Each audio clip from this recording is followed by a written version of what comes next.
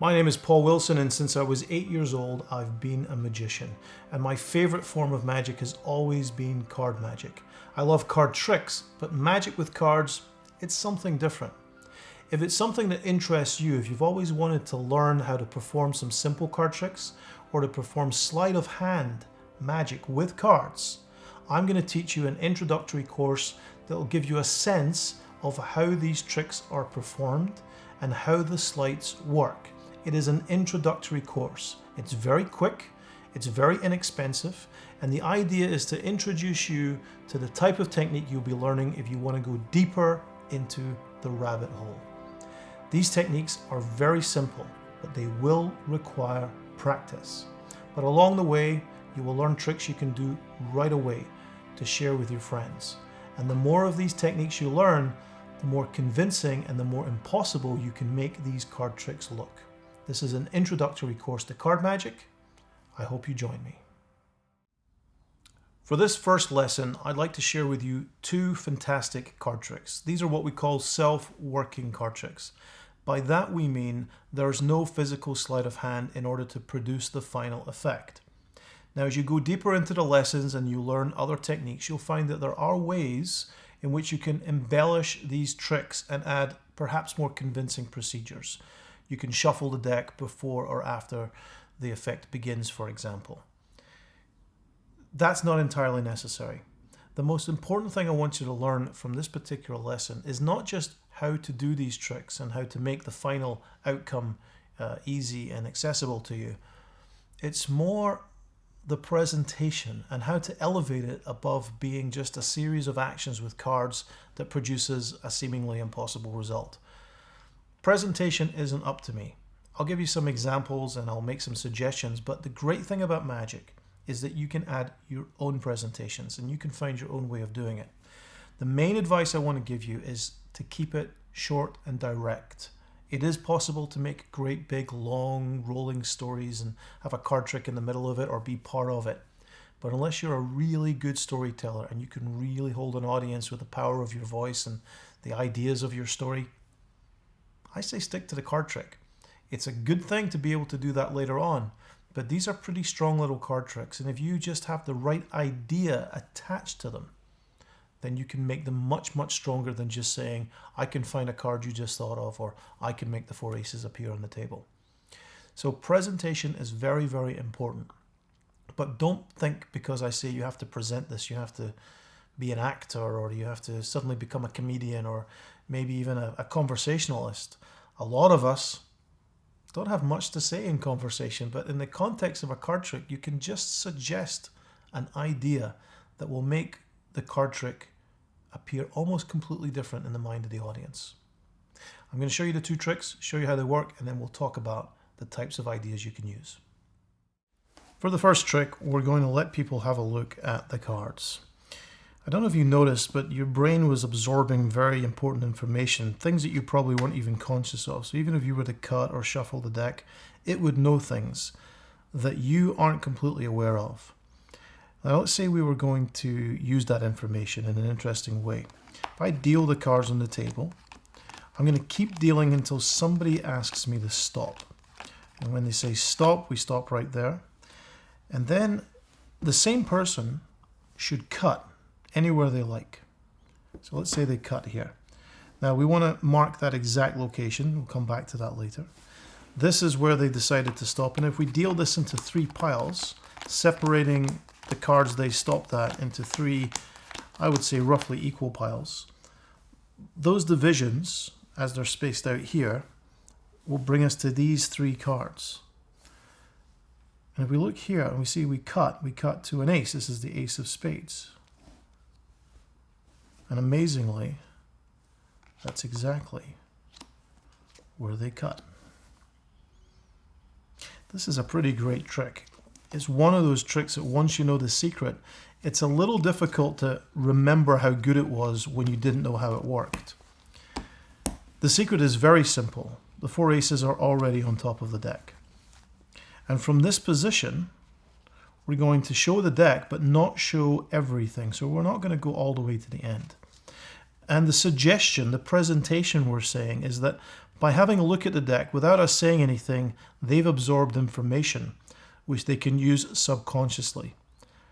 And as I say this, I'm going to cut the deck, but I'm not really going to cut. My thumb is going to pull on the top card, and in that cutting action, only one card goes to the bottom. Very, very simple. Not really a slight, it's simply a slip cut of one card to the very bottom of the deck. And what that does is places one ace on the bottom and 3 on top. They can stop you anywhere, but it would be advisable to make sure they stop after maybe at least 10 or 12 cards. So I begin dealing while telling them that we're going to use that information that they've just absorbed subconsciously. And then I say, stop me anywhere. Once they stop, they're going to cut. Now don't forget that ace is on the bottom. And here we're going to use a very powerful subtlety. When they cut, we pick these up, turn them, and drop them on top. Later we're going to come back to this, and because of the misdirection created by the time process, they will forget exactly what was where during the cut. So when you turn this over, this seems perfectly natural that this is the position at which they cut. In actual fact, you forced that position because they cut like so, and you turned it here. And of course that card was always on the bottom. And this is called the cross-cut force. Here, because the first 3 cards dealt were the 3 aces, the last 3 cards dealt will be the 3 aces. So here you deal out and you talk about how they decided where to cut, but you're going to split it into 3 even piles. And what you're suggesting without saying the words is that you've taken a packet and split it into 3 groups, but by dealing it, what you're really doing is bringing those cards back to the top. But people aren't conscious of that. They don't think of these things, especially if they're unfamiliar with the way that cards can be distributed. But as you've just learned, those first 3 cards dealt are the last 3 cards dealt, even when you deal it into 3 piles. So no matter how many cards are in here, you will always end up with 3 aces on top of the pack. We go to here, we turn this over, and we show an ace. And then we turn over these 3 cards. Very simple, and you can do this trick immediately. Do practice it a few times so that you understand where everything goes. And a little suggestion is that you don't have to do it with the aces, you can do it with the kings. You can do it with any cards. You could, for example, do it with 4 completely random seeming cards and have a prediction written inside an envelope or inside your wallet, and that prediction would reveal what cards they stopped at. So you can do more with this trick than just produce the aces. And that's entirely up to you. The great thing about card magic is that you can be incredibly creative and come up with ideas that are new to you. That doesn't mean they'll be new to the art of magic. There's so many ideas out there that many of the things you'll come up with will have been thought of before. But that doesn't mean that you shouldn't take that journey. I'm going to read your mind, and I'm going to use my imagination to find a playing card. I would like if somebody were to cut off a small packet of cards, any number, and secretly count those cards. When they do that, it doesn't matter how many they take, this will work. But you would not know the number. For the sake of explanation, we'll imagine they cut off 4. This will be their secret number. Now we take the cards, and these can be shuffled again. And we tell them we're going to show them cards one at a time and put the cards into a pile. Now I don't look at those cards, I can look away as I show them these cards. Their goal is to remember the card at the number that they cut off in the secret packet, which would be held somewhere under the table or in their pocket. This means they will remember the 4th card, in this case the 7 of spades. And you're going to continue dealing. But as you deal, you secretly count.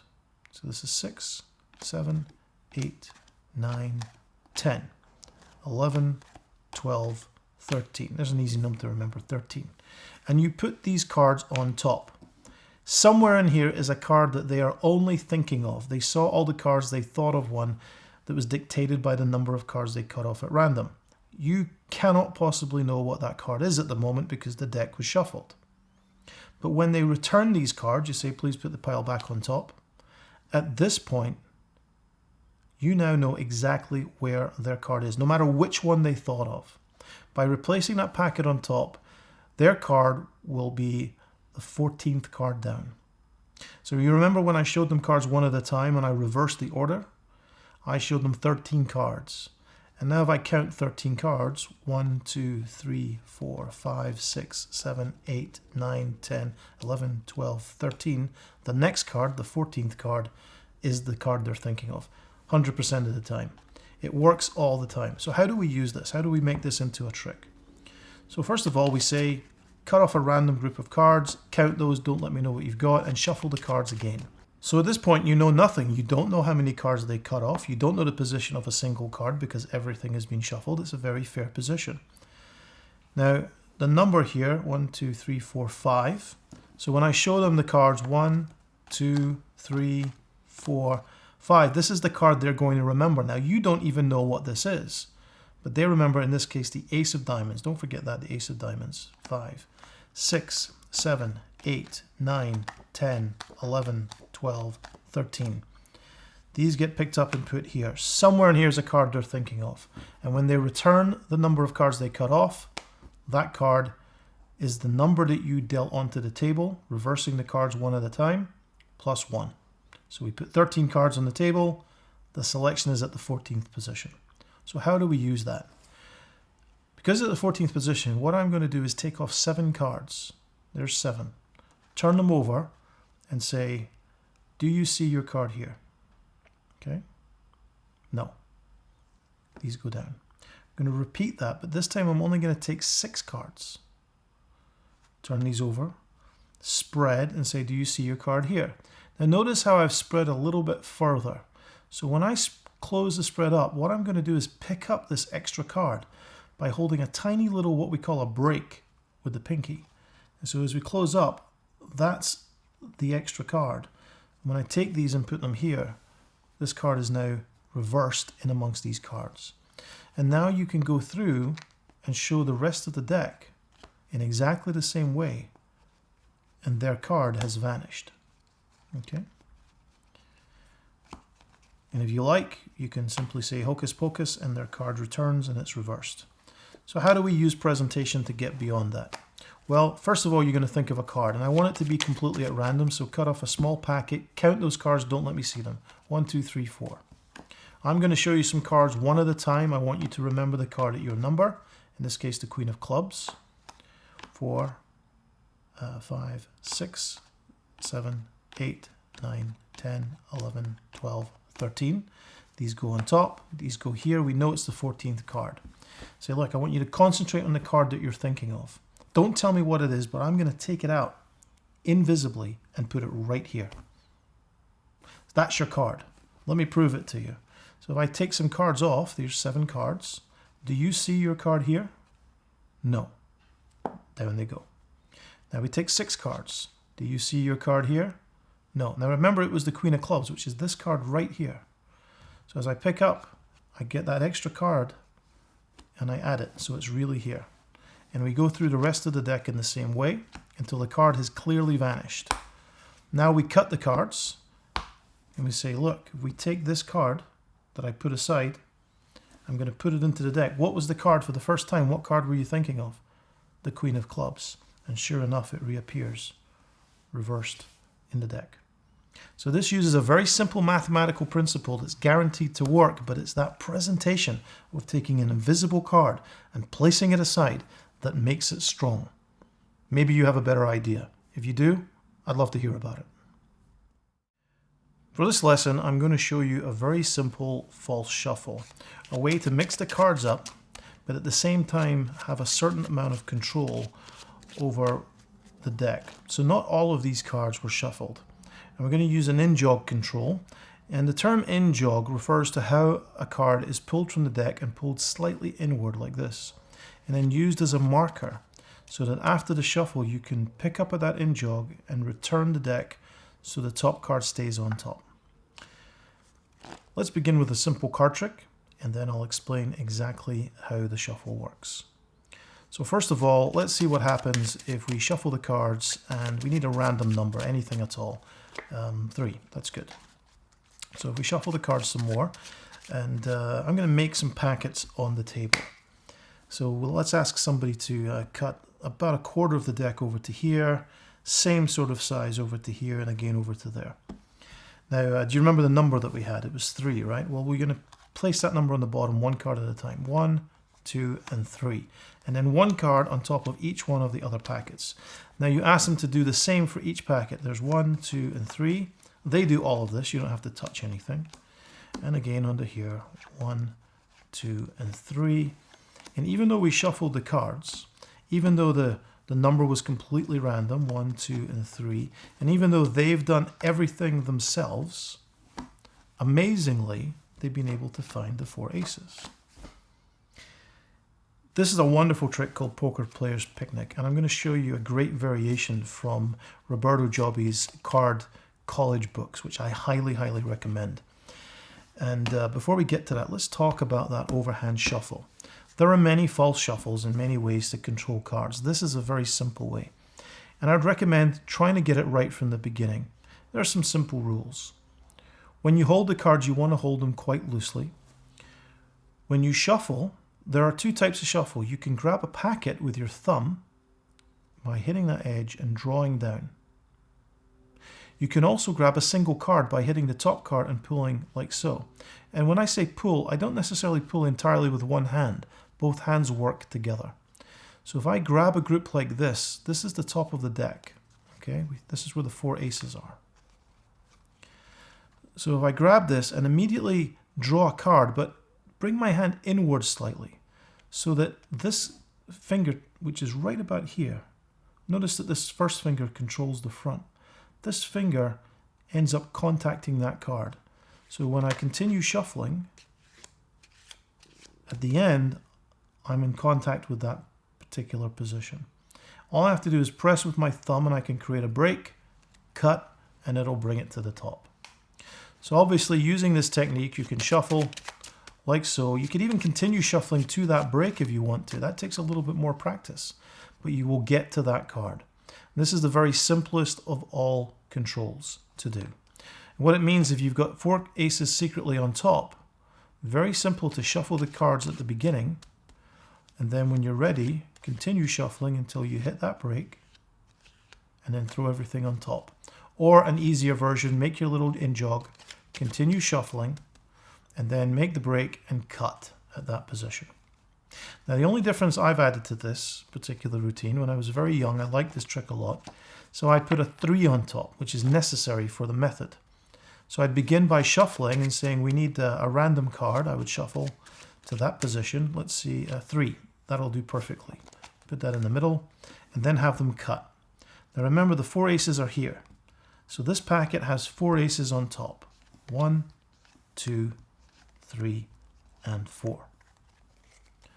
The other packets can be anything at all. It really doesn't matter.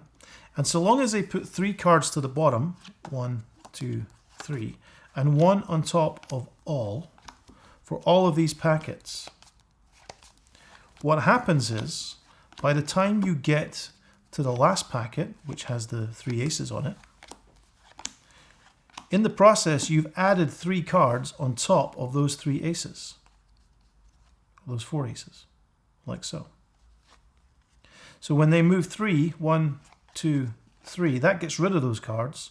And when they put 1 on top of each one of the other piles, that simply places an ace on top of all the other piles. A very, very simple procedure. So one more time with the aces face up, they put 3 to the bottom, 1 on top of each. They do it here, 1, 2, and 3. Now remember, people who aren't used to handling cards, they're not going to be terribly neat, but this is a simple procedure for them to follow. 1 on top of each. There's your 3 cards. You get rid of those, and you put 1 on top of each. This is a wonderful card trick. Now Roberto Giobbi's book, Card College, takes this another step further. Exactly the same routine, but you're going to begin not with 4 aces on top. Instead of the 4 aces, you will also add 2 cards, 2 completely random cards, and a 5. And so this is the position you're in. You have the 4 aces here, 2 random cards, and then a 5. This is important. Watch what happens. You can do an overhand shuffle first to show that the cards are mixed. Cut, quarter over to here, quarter over to here, and quarter over to here. Remember this position. Now we turn over the top cards that they've cut to, and we put that value to the bottom of each packet. So an 8. So 8 cards. 1, 2, 3, 4, 5, 6, 7, 8. And then 1 card on top of each one of these. Here's a queen, which could be a 10 or a 12. That number gets moved to the bottom. 1, 2, 3, 4, 5, 6, 7, 8, 9, 10, 11, 12. So this is clearly random cards being distributed. Another 8. 1, 2, 3, 4, 5, 6, 7, 8. Again, random cards. There's no way you could have known where these cards were coming from. And then a 5. Now remember we placed that 5 there earlier? We just put 3 cards on top of the 2 cards that were already there. And because of that 5, 1, 2, 3, 4, 5, this brings the 4 aces back to the top, so that when you distribute them, you're back in that position. And it really looks like 4 random cuts managed to locate 4 aces in the deck. This is a terrific trick, and it's called Poker Player's Picnic. So for this trick, we're going to use the riffle shuffle, and I'll teach you the riffle shuffle in a second. But to begin, if we shuffle the cards up, and I'm going to ask somebody to maybe think of a small number, something between 1 and 13, and to deal that number on the table. To then remember the next card. Let's say it was this one, the Ace of Hearts. Drop these back on top, and I'm going to be able to find the Ace of Hearts. But to make it particularly difficult, ask them to cut and shuffle the cards, like so. Cut again, and then ask them to shuffle the cards again. And in this position, I can reveal exactly what card they thought of. Do you think you'd be able to reveal that card from this information? Pretty difficult, pretty challenging. The great thing about this trick is it's a very, very puzzling effect. It might be possible, of course, for somebody to figure out which card you picked at the beginning, but after 2 shuffles, how on earth can you figure out that the Ace of Hearts was the card? I'm going to show you how. First of all, I'm going to teach you the riffle shuffle. Riffle shuffle is a very powerful move. It's used in many types of card magic. It's used a lot in gambling or cheating style magic. And to do it, it's very important to have a light touch. If you put a lot of pressure on these and do this, then the cards will be very tight. It also is easier once you learn to riffle softly. Now at the beginning, what's going to happen is you'll lose control of these cards and they'll maybe shoot out of your hand a little bit. But if you start by learning to just hold at one end, put one finger on the top, and you'll see this a lot in card magic, is that we curl that finger and place it on top of the deck to add a little bit of control. Or even on the bottom, the way that we hold cards, sometimes we put that finger on the bottom, it gives us a little bit of control. But here, this finger's on top, and it's applying some downward pressure so the thumb can riffle gently. And it does this with half the deck, like so. We do the same on the other side. And by putting them together at the same time, they riffle. Now notice that I'm still holding them in this position, and I can push, like so, and then release that pressure. And that stops them from binding up too much. As we release, they then go together quite easily. Push them. And if you put your thumbs at the back and your fingers at the end and push together and then squeeze your thumbs and fingers together at that corner, it's a lovely way to make the cards complete the shuffle, like that. So this is a very pretty way to shuffle the cards, but it allows you to do some pretty sneaky things. For example, let's imagine we go back to the trick we did just a while ago. In the first and second lessons, we found 4 aces. So if those 4 aces were on top of the deck, we can keep them there using an overhand shuffle, or we can keep them there using a riffle shuffle, or both. But when I cut and I shuffle, if I continue shuffling like so, you can see these aces which are on top get mixed in with everything else. But if I learn to shuffle so they land at the end, those aces remain on top. Okay? So very simply, you cut, shuffle, and I make sure that the top portion stays there, like so. It's exactly the same if the aces were on the bottom. With the aces on the bottom, I simply start the shuffle here and then continue shuffling, like so. And to make it more deceptive, instead of riffling those off, I lift up above them. So I don't riffle them off, I start the shuffle above, like so. And that maintains those cards on the bottom. So the riffle shuffle is a very good way to hold cards on the top and bottom of the deck. And if you combine that with an overhand shuffle of some sort, you can find that cards can be shuffled in all sorts of interesting ways, and it's very hard to follow where the aces might be. But we're not going to use 4 aces for this particular trick. Clearly, if you go back to the tricks you've already learned, you can now use this shuffle and the overhand shuffle in order to make the trick more deceptive. But let's take out all of the clubs. And we're going to put these on top of the deck, and these will help us identify what card has been selected under incredibly difficult conditions. Here are all of the clubs. Okay. I'm going to put these on top, and I'm going to memorize this top card, the 8 of clubs. That's the only one I have to remember. This goes into my card box, and when I'm ready to perform, I can take the deck out and do an overhand shuffle. All I have to do is make sure I don't hit those clubs that are here. Take these, in jog, and overhand shuffle, like so. There's so many cards being stacked here that I wouldn't risk trying to do a riffle shuffle, because I'd have to do a riffle shuffle like this. So an overhand shuffle is perfect. Another version of the overhand shuffle is to shuffle from the bottom, like so. But it's not so good to simply put these to the back, to shuffle a few and put these to the back to avoid these. So sometimes I'll shuffle a few and then I'll gesture with the cards or talk and then put them on top rather than putting them directly there. So our clubs are all on top. And this is a very baffling trick. And people who understand card tricks can be fooled very badly by this. You know the 8 of clubs. That's all you need to know. When they deal cards on the table and stop, so long as they don't go past the clubs, the card they look at, the 9 of clubs in this case, ends up directly beside this card. But you're about to riffle shuffle the cards, which means that those cards are probably going to be separated. So how does that help you? Well, let's have a quick look. As you remember, all of the clubs are on top. Okay? Here is the selection, the 9 of clubs. The next club up from it is the 8 of clubs. Don't forget that. Now a riffle shuffle. Cut. You cut for them and you say, I want you to riffle shuffle, and you let them do the riffle shuffle. If they can't do it, you can do it for them, but it's much better if they do it. Now cut again.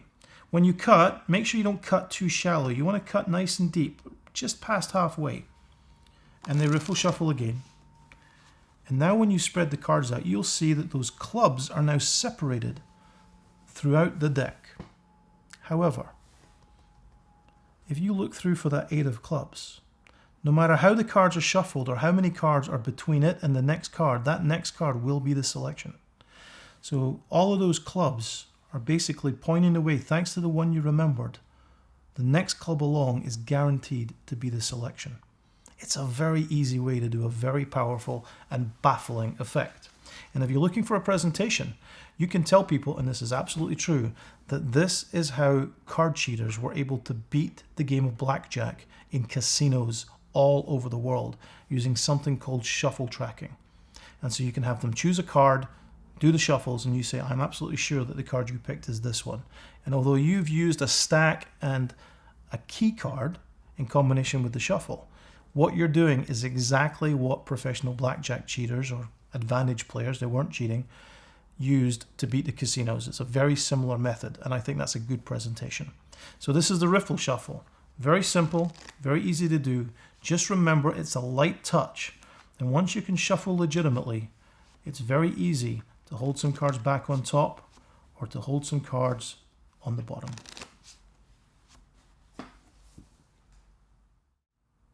The move we're going to discuss in this lesson is called the glide.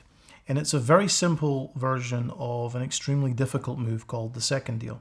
The second deal is used by cheaters and magicians to deal not the top card of the deck, but the second card down.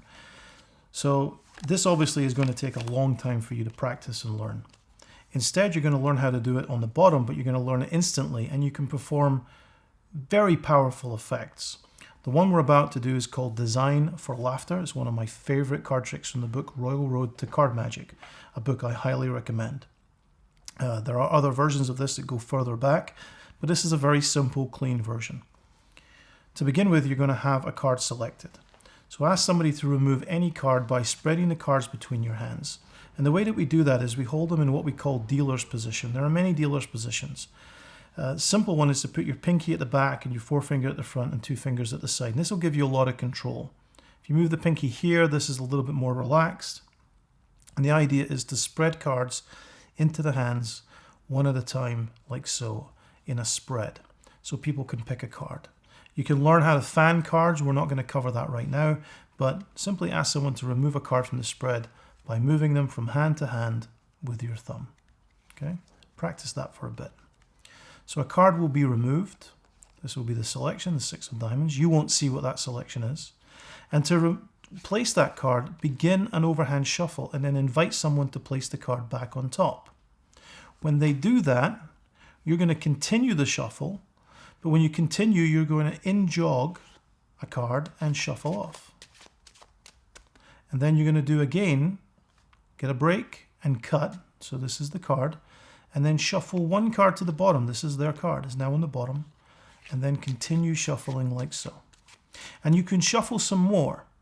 The way you do that is you apply pressure on the bottom, so when you lift up, it stays on the bottom, like so. So this is a very simple bottom control to maintain a card on the bottom, just with a little bit of pressure, so you know where their card is. You now tell them that you will find their card by a mixture of luck and psychology. Ask somebody to cut off about 1/3 and put it here, and about 1/3 of these and put it there. And by doing this, they have managed to cut perhaps to their card. That would be luck. The psychology part comes in knowing which one of these is the card. So you pick these up and you show it and you look at them and you pretend to read their body language and say, I don't think this is your card. You turn it over and you place the card over here. Same thing here. You drop these on top, turn these over and say, that's another 10, but I don't think this is your card. Turn it over, take that card and place it here. We do the same again, drop it here, and again we show the card. This time they actually see their card. So when you say, you know, I don't think this is your card, and place it down, it seems like you've made a mistake, and you can indicate the cards if you like, but clearly you've made a critical error. But if you name a small number, and let's say they say 7 or 6 or 5, whatever small number they name, say, I'm pretty sure that your card will be that number down in the deck. So you said 6, right? So that's 1, that's 2, that's 3, 4, 5, and the 6th card goes right here. Of course, during this performance, everybody thinks you've made a terrible mistake and that the card is here. But in actual fact, the selection is here. This is a very satisfying card trick. It'll be one of your favorites, I promise. But the presentation is important. If you simply control the card and then find it using this sequence, it's not as interesting as talking about psychology and feigning confidence and making the audience think, well, he's making a fool of him or herself. In actual fact, of course, you get a very powerful ending. So one more time, here's how it's done. We control that card to the bottom. We keep it on the bottom with our shuffle. We have them cut into 3 piles. We pick up the first pile, but we pick it up like so, long ends. We turn it over. Notice where the fingers are as I do this. Turn it over and take the bottom card. I'm simply applying pressure with my fingers. Repeat over here. Turn this over. Take the bottom card. But these go face down, of course. Repeat here. Drop this on top. Now this, of course, is the selection. But as I turn it over, I actually slide back that card. This is the glide. And what happens is my fingers simply pull back a little bit to expose this card. And this is why it's like that second deal that we did at the beginning. You're doing a second deal from the bottom. This isn't the bottom card that's coming out, it's the second from the bottom. After that has come, take the next second from the bottom card out as well and indicate those cards. Put it on the bottom, covering up that card, so you can flash the bottom of the deck. They are now convinced this is their card. And now when they name a small number, you will glide back the card on the second position. So you begin by taking the first card genuinely. There's 1, and as you show this card, you glide back, and then you take the next one, 2, and again you pull the next one, 3, and let's say they say 4. On 4, you take this card, and you pull it out, like so, and you leave it face down. And now you have this beautiful reveal here and here. Here's a very important word of advice.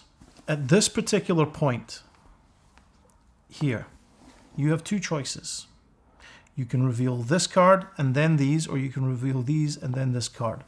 You're going to find that revealing this card first is much more powerful, because they are so convinced that can't be their card that when you turn it over, there will be a very powerful reaction. And the second reaction is to grab these cards and turn them over. And that's what you want. You want that, let's look at these, and then it's not there, and you have a powerful reaction.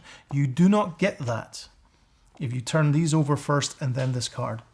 And this is a very important lesson for you to pick up here, is that the process is more than just the sleights or the mechanics of the trick. It's how you reveal the trick. It's how you perform the trick. It's the way that you choose how to reveal which group of cards first that will completely change how people react to the magic that you're performing. And if you always remember that magic is more than a sequence of moves put together to produce a desired effect, that if you do it right, it can produce an even greater effect inside the mind of your spectator, then no matter how much or how little sleight of hand you're doing, the effect you're performing can be much greater in their mind than what you're actually doing in real life. For this lesson, I'm going to teach you a very simple but powerful sleight called the glimpse. After a deck has been shuffled, it's very important to be able to get secret information as you retrieve the deck. So let's say the deck is on the table. Now as I pick it up here and put it in my hand, I now know that the bottom card is the 7 of clubs. Okay, that's a very simple glimpse. All that's happening is in order to pick it up, I get my thumb under there. And as I do that and lay it into my hand, I turn it just enough that I can get a peek of that 7. And it has to be just enough. You can't look like that. But when you do it and you put it in your hand, you lift it up to put it in your hand, it never feels like you looked at anything. So I get the 7 of clubs. And if I shuffle, and I continue shuffling all the way to the end, you notice how I take single cards at the end, I can move that 7 to the top. There's another powerful use of the overhand shuffle. I can also use the control where I slip the card back onto the bottom to keep it there, or continue shuffling all the way to the end and take single cards until the last card, which is of course the 7. So the glimpse is a very powerful move. It can give you information that can be very valuable in the course of a trick. And here we're going to introduce the idea of key cards again. We'll talk about key cards in a later lesson, but the key card we're going to use here is the one that's on the bottom. So as soon as we have a little peek of that card, we keep it on the bottom with a shuffle, and we invite somebody to choose any card that they like. Okay. The card they look at in this case is the 10 of hearts, and you can do 2 things. You could say to somebody, say stop anywhere, and take brief packets of cards. So when they put the 10 of hearts on top, you drop everything else on top, which will place the 7 right beside the 10. Okay, this is a very simple way to get a key card beside that card, and we'll talk about other ways later on. So now I have some information. Thanks to my glimpse, I now know the card right beside whatever card they selected, even though the deck has been completely shuffled. And when I take this, I'm going to go through and memorize the cards. This is what I tell them. I'm not memorizing anything at all. But as I go through, I am going to do one very simple thing.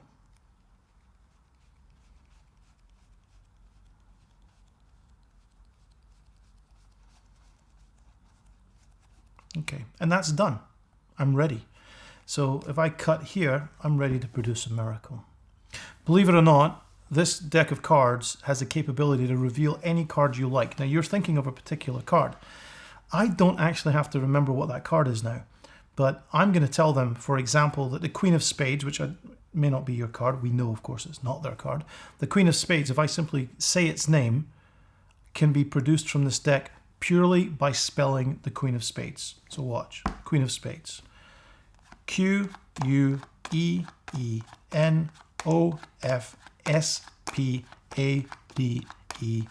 Queen of Spades, works just like that. Now you give them the deck and you say, do it with your card. What card did you think of? 10 of Hearts. Tap the deck, TENOFHEARTS, and they find their card. It's a very, very simple trick. It's called Gray's spelling trick, and it is one of my favorites. And it's because you do a demonstration at the beginning. That gets a big reaction.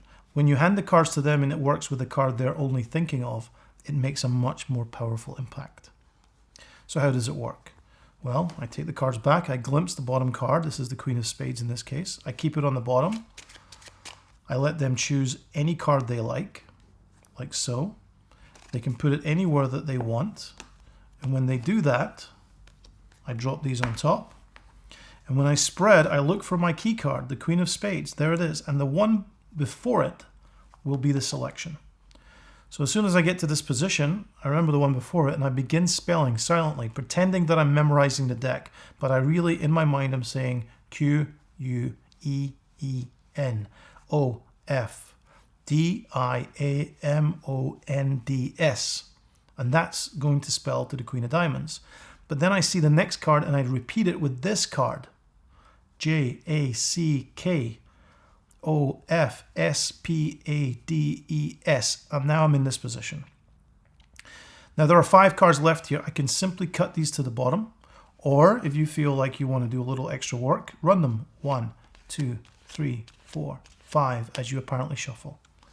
And now you can say, you know, you can do this with any card. For example, the Jack of Spades.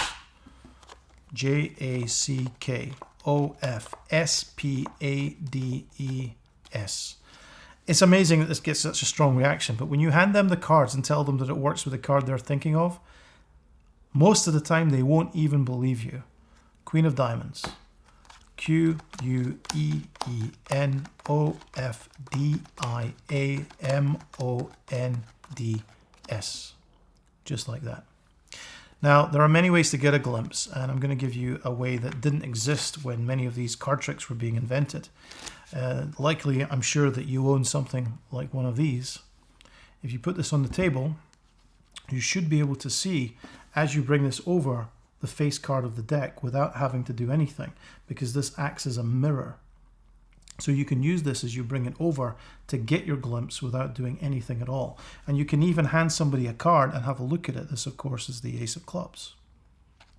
So you can use this that's probably on the table between you as a secret device to get information, either as a key card or learn what a selection is, very, very simply.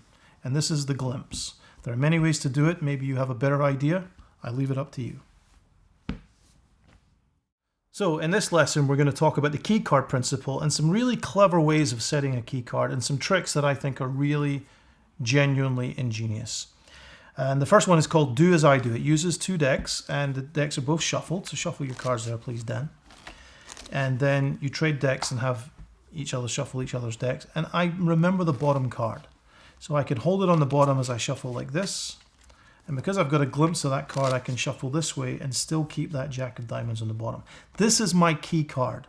So when we trade decks back again, I know the bottom card of Dan's deck. It doesn't matter what the condition of this deck is. I tell Dan to cut somewhere. Look at the card he cut to. I don't have to remember my card. He remembers his. And then cut this packet. Complete the cut. And now the Jack of Diamonds is right beside his actual selection. I know exactly what card is beside his. Then we tell him to lift up half of these and drop them in the middle. And it really feels like he's lost his card. You could even have him cut the cards and complete the cut if you want to. This won't change a thing. And cut him again. Those 2 cards will remain together throughout that procedure. So when we trade decks back and I'm now looking at his deck, The Jack of Diamonds, wherever that is, will be right beside his selection. Let's have a look. Jack of Diamonds, there it is, and the one directly under it is his card. So when he finds the 8 of Diamonds in his pack and puts it here, this creates a miracle. So, what else can we do with the key card? And we can take these cards away for now. A very powerful effect that can be done with the key card is one of my favorite tricks to perform in a bar, especially if somebody's very challenging.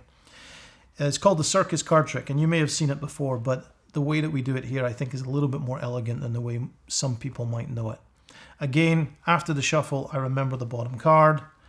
I continue shuffling like so, and I tell somebody to deal the cards on the table one at a time. Stop anywhere they want and remember the card they're looking at, and then cut the cards in their hand and drop them onto the cards on the table, and then cut as many times as they want before giving me the cards back. So I now know one thing. I now know that bottom card that I remembered, the Queen, is directly beside his card. So somewhere in the middle of the deck, I'll find that the Queen of Clubs is directly beside the selection, the 6 of Clubs. And it comes directly before the 6 of Clubs, which is important. Because now I'm going to go through the cards like this, one card at a time. At this point, I don't know what their card is. But I'm trying to act as if this is somehow giving me some information. But as I see my key card, I continue dealing and I don't stop. But I remember the next card, which is their card, and I leave it peeking out just a little bit so they can still see it. And at this point, I stop and I say, you know what? The next card I turn over will be your card. And at this point, they will bet you money that it isn't, because they're convinced you're going to turn this card over. Bet as much as you like, maybe bet for a drink or whoever pays for lunch. And as soon as you're ready, take this card out and turn it over. And that's the circus card trick. It's a very powerful revelation. The only thing I'd say is be careful. If you do this for too much money, there's a good chance that you might get punched. So let's take this to the next level. And I'm going to teach you a trick right now that will absolutely fool magicians who are not familiar with it. So it can fool absolutely anybody. Do me a favor, shuffle those cards. And we are going to perform a trick under impossible conditions. So if you were to cut off any number of cards, like 10 or 20 or less, it's up to you, those, and shuffle them. Okay, I'm going to show you the cards. I want you to just think of any card that you see there. Okay. Yeah, got one? Yeah. And then shuffle again. Take your card out and put it here. Don't let anybody see it. All right. Cut off about half of the cards on the deck and shuffle those. Then put them back. I can't now know, if you put those back, what cards are on top of the deck. So if you put your card on top, I don't know any of the cards that are near your card. Yeah. Pick these up and shuffle those as well. And drop those on top. So I can't possibly know any of the cards on top. Correct. I know roughly where it is, so cut the deck and complete the cut. I'll look away. Okay. So somewhere in here is a card that you selected.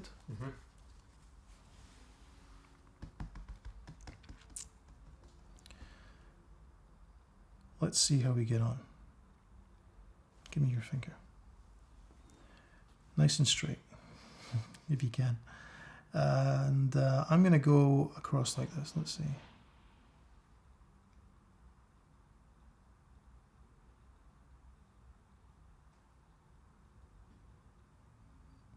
Go right.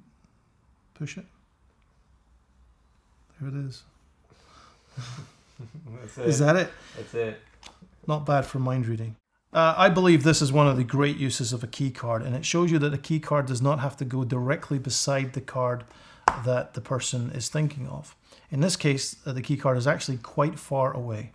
So the deck is shuffled. When you take it back, you glimpse the bottom card and you keep it on the bottom, and you do another riffle shuffle and it stays right where it is. You can now have them cut off any number of cards, shuffle those cards. But when you take them back and show them the cards, I'm secretly counting the cards in my hand. So there's 6, there's 9, 10, 11, 12, 13. There are 13 cards here. So it doesn't matter to me what card they remove is the card they thought of and put it here. I don't care what that card is at this moment. I just know that these cards add up to 13. Okay? They cut off half of these, shuffle them and put them on top. And now we have them put their card on top. But I point out, I'm very, very clear, because they shuffled those cards, I can't know the cards that are underneath the selection, and that's true. They then shuffle these, so I don't know any of the cards on top of their selection. That's also true. Don't forget my key card, it's right here. And then they cut and complete the cut.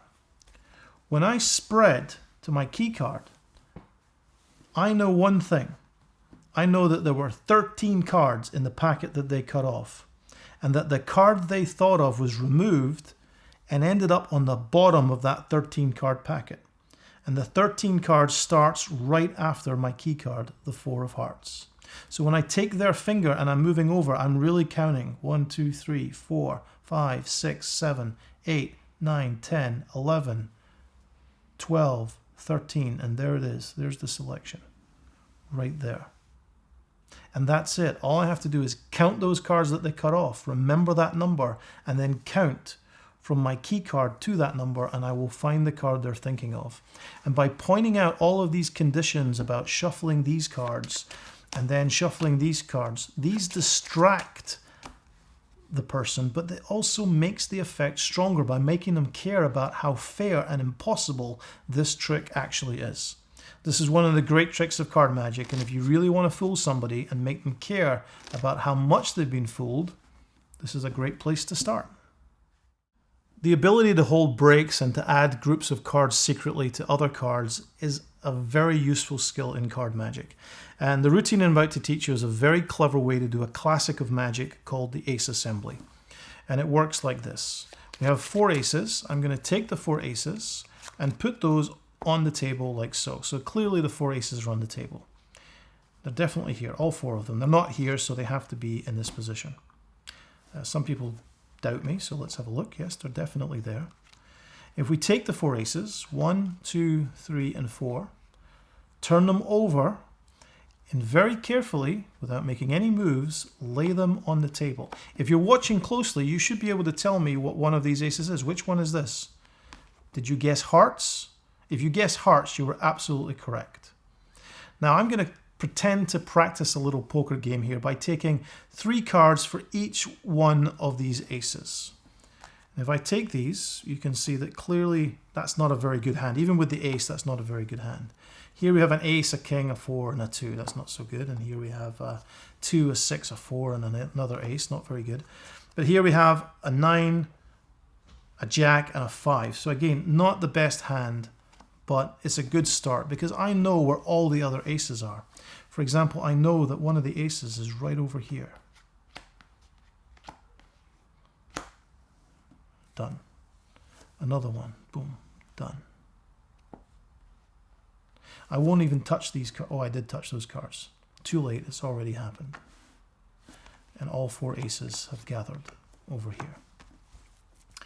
This really is a powerful trick if it's presented well. In order to do this, you need to learn how to hold tiny breaks and add groups of cards secretly. Shuffle your deck, take the 4 aces, and as you put them on top of the deck, hold the 4 aces together and pull off the top card and put it right back on the bottom again as you put the aces down. The reason you're doing this is to create the idea of suspicion, so they're not sure if these are really the 4 aces. These are on the table. Turn these over and say, no, the aces aren't here. And as I do that, I spread off 3 cards. Put them back and hold a tiny break. They must be here. And as I pick them up with the deck hand, like this. This helps to conceal that tiny break. And I push them off to show you 4 aces. But as I square, I'm going to pick up everything that's above that break and turn the deck over. So what I really have now is 7 cards. These cards go on top, and again, I hold a tiny break. Spread these off, like so. Square them up, and then pick up everything at that break. And as I do this, I'm going to move one of the aces forward a little bit to protect that front edge so you can't see that lump here. So that when I turn everything over, these 3 cards are not aces, but the last one is. But in that procedure, it really feels like these should all be aces. So let's do it one more time. There are the 4 aces. I pretend to make a move, put it on the table. I show them that they're not here, and then when I pick up the deck and show you, you can see these are the aces. I pick up everything over the break as I turn over the deck with one hand by putting the thumb underneath, like so. I put these on top and I maintain that break. I show the 4 aces. I leave that front ace forward a little bit so when I turn everything over and they're watching, it really feels like these are the 4 aces, but 1 ace is here and the other 3 aces are here. I'm now going to tell a very powerful lie. I say I'm going to take 3 cards for each one of the aces. And as I do that, I'm pushing off groups of 3 cards with my thumb. This will take a bit of practice. But I don't take 1, 2, 3, 4 groups of 3. I take 5.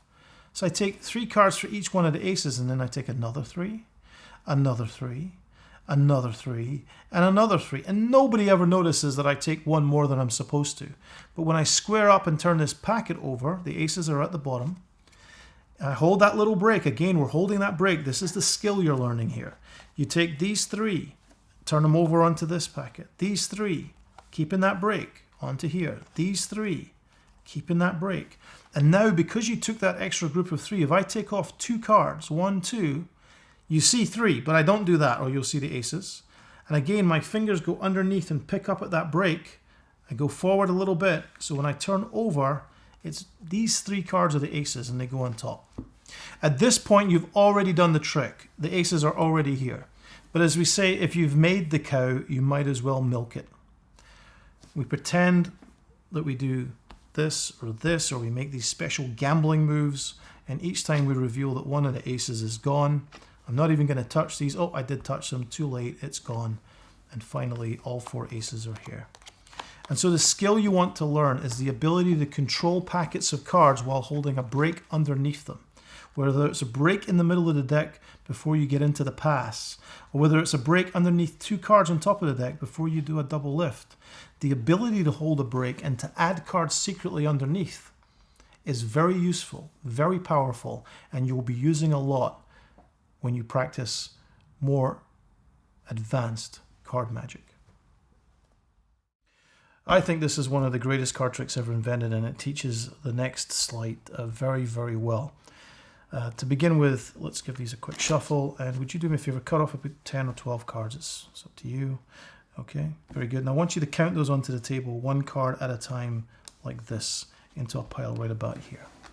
1, 2, 3, 4, 5, 6, 7, 8, 9, 10, 11, 12, 13, 14. Great, and take those cards, all of them.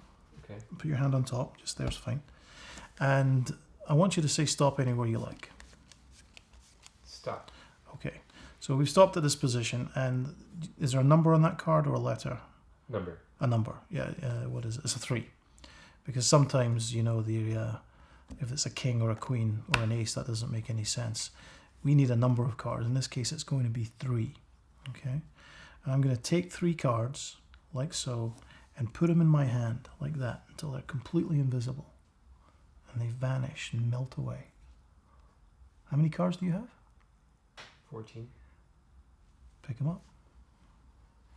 Deal them onto the table, one at a time. 1, 2, 3, 4, 5, 6, 7, 8, 9, 10, 11, 12, 13, 14, 15, 16. 17. Isn't that cool? It is cool. Great. Well, put your hand on top. Say stop. Stop. Number or letter? Number. 2. Exactly the same thing. We take 2 cards, put it in our hand, just like that. They vanish completely. Check it out. You had 17? 17. 19. 1, 2, 3, 4, 5, 6, 7, 8, 9, 10, 11, 12, 13, 14, 15, 16, 17, 18, 19. Right. So this is the cards across, which is one of the really great card tricks. And the first thing you have to do is prepare the deck by finding a 2 and a 3 together, or putting them together in the deck. So if we go through and we find there's a 3 and a 2 together, that's actually perfect. Cut those to the bottom and you're ready to go. Riffle shuffle, we'll keep those cards on the bottom, like so. And cut off between 10 or 12 cards. It doesn't matter how many they cut off. You now are going to take the cards and illustrate 1, 2, 3 as you count. And as you put these back, you're going to hold a break. Now a break is a simple little flesh break with the tip of the finger marking that position. And we're going to palm these cards from the top. The cards are palmed by pressing them up into the palm like so and gripping them in this position. And we'll get into the technique in a moment. So if you count those for me, please. 1, 2, 3, 4, 5, 6, 7, 8, 9, 10, 11, 12, 13, 14, 15. 15 cards. Hold on to those. Now as I push those towards you, I'm adding those cards on top. So now there are 3 extra cards on top. Okay.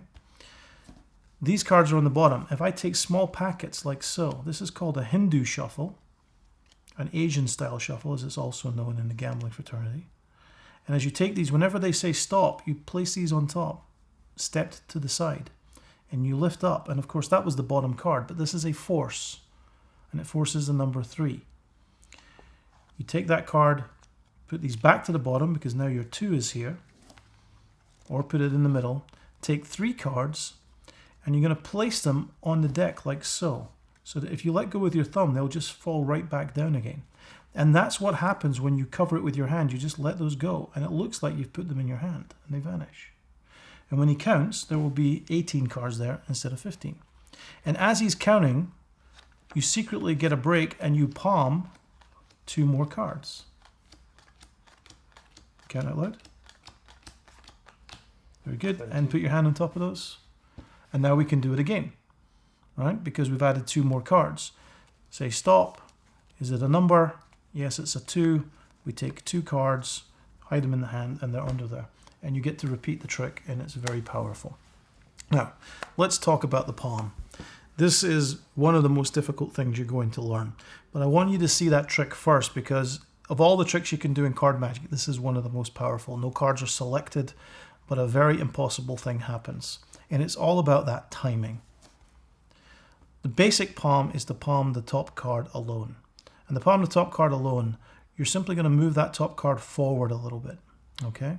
By doing that, a little pressure at the front will pop that card up.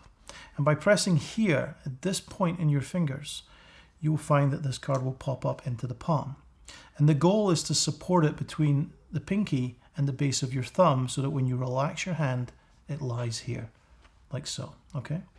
Now, here's one of the lessons about card magic that many old books won't tell you. Your hand is a different size and shape to mine. So where it goes on your hand, the best place for it is determined by the size and shape of your hand. But this is the goal, is to support it not by holding the whole thing tightly like this, but by holding it just gently enough and relaxing your hand around it. This is what you must learn to do. And this is going to take some time. That ability to relax the hand is very important. If you do it right, you can pick up the deck, and that helps the hand look relaxed. You can hold the deck like this. Notice how that pinky, the first finger comes in a little bit, and that helps to make it relaxed. And this goal, to hold something in your hand and make your hand feel and look relaxed, is the hard part. Getting it off the top of the deck and into your palm by pushing it forward, pushing it up, getting your thumb out of the way, and then holding it and taking it away is going to take a lot of time. But if you get a break under any number of cards and essentially palm the whole deck, just as you relax for a second, just relax like so, you put your base of your thumb at that corner, your pinky is at that corner, and you can palm away all those cards above the break. And if you practice this, you'll find it's very easy to do this and then immediately go on top of that pile that's on the table. So if we've got some cards here, and I say, look, deal the cards one at a time. That's my 3 cards. I put them on top, and I relax. And so when I'm ready, I can simply say, put your hand on top. And that's a very simple way to palm. That's actually very deceptive. But again, the goal for you is to learn how to hold cards, 1, maybe 2 even, and feel and look relaxed. And that is going to take some time. Your hand has to get the muscle memory to be comfortable with those cards in there. There's no getting around it. Be very wary about this thumb. It's going to want to stick out like that. You want to relax that thumb, like so. And it's going to look impossible, but it isn't impossible. You just need to get used to it, okay? And when you get used to it, the card will be quite relaxed in your hand. A lot of really great tricks, you don't have to hold the card palmed for a very long time. Instead, you hide the card and you move directly to the next position. And that's what we're doing with this version of the cards across. I relax my hand. As soon as I'm ready, I've got the cards already here, I come over and I say, look after those cards. It's a very simple trick. It's a very, very powerful trick. And the method, the palm, is going to require a little bit of practice from you. It can be done completely invisibly. And if you know what you're doing, it can look perfect. But it's going to take you a little bit of time to get used to holding that card in your hand. And that's what I want you to work on for now. In the meantime, try pushing that card forward as little as you can. And then as you pretend to square the deck, it'll pop up. And then as you bring the deck up, pretend to square the deck on the sides and at the front. And gradually this will become more and more deceptive until it really looks like you couldn't possibly have stolen a card. This is the palm, and I agree this is an introduction to this technique. But now that you know this much, and you know the size and shape of your hands, you can adapt until that card sits comfortably and deceptively inside your hand. So now we're going to perform a very powerful little trick using the double lift. To begin, we're going to have a card selected. As before, a card is chosen. When they look at it, this is the Queen of Hearts. When they look at it, have them put it back in this position. And as you put these cards on top, you're going to hold one of those little breaks between the two packets. Again, with the flesh, not with the whole finger, just the flesh. And now you're here. I'm going to bring these cards to the top. Now you could just cut and bring the Queen of Hearts to the top, but to make it more deceptive, turn it into two cuts. And to do that, when I take it with my thumb, I'm going to lift up everything except for some of the cards on the bottom and put those on the top. And then everything under the break goes to the top. And this brings it to the top in two moves, not one, which is a lot more deceptive. So there's one cut, there's two cuts, and there it is on top. Okay, one more time. I got a break above the Queen, one cut and two cut, and it comes to the top. So now the Queen is secretly on the top. And we begin by picking up those two cards. And we say, I'm going to take a card, the 9 of diamonds. Is that your card? No. I'm going to place the 9 of diamonds underneath this glass. I'm then going to take another card. This is the 5 of hearts. The 5 of hearts is going to go here on top of the glass. So the 9 of diamonds is here, the 5 of hearts is here. And if I place the deck on top and do this, that 5 of hearts comes all the way to the top, like that. And if I do this, the 9 of diamonds comes all the way through the glass, like this. But what card is underneath the glass? What was the card you selected? The Queen of Hearts. And this is really just a couple of double lifts. I lift up, I turn over, the 5 of hearts goes on the bottom. Now that's actually the selection. I do another lift up, another double lift. This is the 6 of clubs. This goes here. But this is actually that 5 of hearts that we just showed. And when I put the deck on top of here, that 6 of clubs is still on top, so it can rise up to the top. The card underneath can rise through the glass all the way to the bottom. And then, of course, the selection is trapped underneath the glass. A very powerful little trick. This is based on a Peter Duffy trick. This is my version. It's called 2 up and 1 down. And there are very many ways to do it. So if you learn the double lift, you will have a very powerful move. Just don't use it too much. And if at all possible, when turning one card over, try to make sure that turning one card looks almost exactly the same as turning two cards. And if you can learn to do that, then you will make the unnatural move more natural by making it your natural move. And all that takes is practice. The next slide that we're going to introduce to you is called the pass. This is going to take a lot of practice. There are many ways to do the pass, and the concept is simple. Secretly, you're going to cut the deck. And to do this, you need to be able to cut it under misdirection, at least at the beginning. It is possible to cut the cards very quickly. And it's even possible to cut the cards in such a way that even if they're staring, they can't see that the cut has been made. We're not going to get into that right now. All I'm going to do is show you how to hold a break, enlarge the break by putting your finger inside, and then cut the deck quietly and secretly. This is the goal of the pass, quietly and secretly to cut the deck. Now what happens is you begin by taking a break somewhere in the middle, and this might be over a selection. So if the selection was in the middle and I made the pass, it would come to the top. So you have a break in the middle. You're going to bring your hand over the top. The second finger goes to this outside corner and your thumb goes to the inside corner, and you want to try and keep this edge together. But if you cover from the front, like so, you cover from the front, you can enlarge that break like by pulling down with the pinky. Okay?